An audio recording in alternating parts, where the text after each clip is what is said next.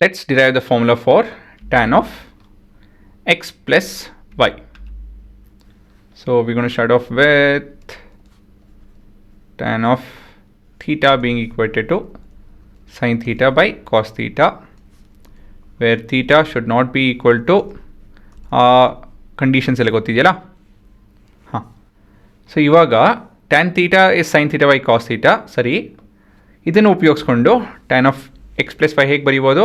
There four tan of x plus y is equal to sine of x plus y divide by cos of x plus y ಅಲ್ವಾ?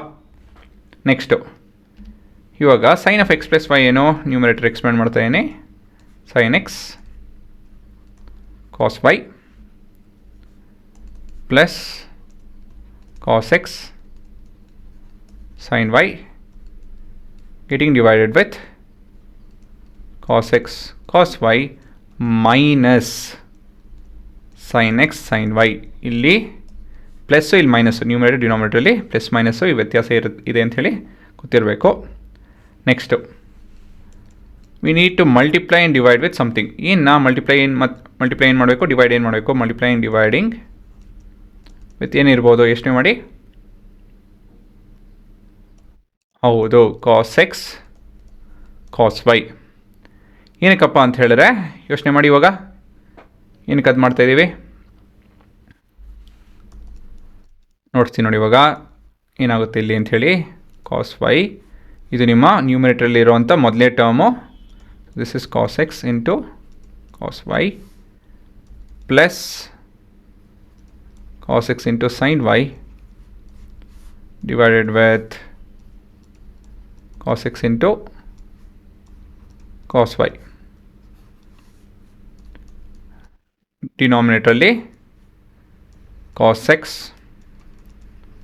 cos y divided by cos x cos y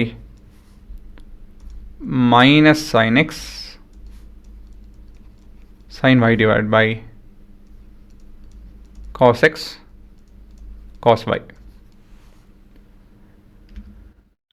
ಹಾಂ, ಇವಾಗ ಇಲ್ಲೇನು ಮಾಡ್ಬೋದು? ಇವೆರಡು cut ಆಗುತ್ತೆ, ಇದು ಇಲ್ಲಿ cut ಆಗುತ್ತೆ, ಇದು ಈ ಥರ ಕಟ್ ಆಗುತ್ತೆ, ಇದೆಲ್ಲ ಒಂಜ. ಸರಿ, ಇವಾಗ ನ್ಯೂಮರೇಟರಲ್ಲಿ ಸೈನ್ ಡಿವೈಡ್ ಬೈ ಕಾಸ್ ಏನು ಬರುತ್ತಿಲ್ಲಿ? ಹೌದು, ಟ್ಯಾನ್ ಎಕ್ಸ್. ಅದಕ್ಕೋಸ್ಕರ ನಾವು ಡಿವೈಡ್ ಮಾಡಿದ್ದು, ತಿಳಿತಾ?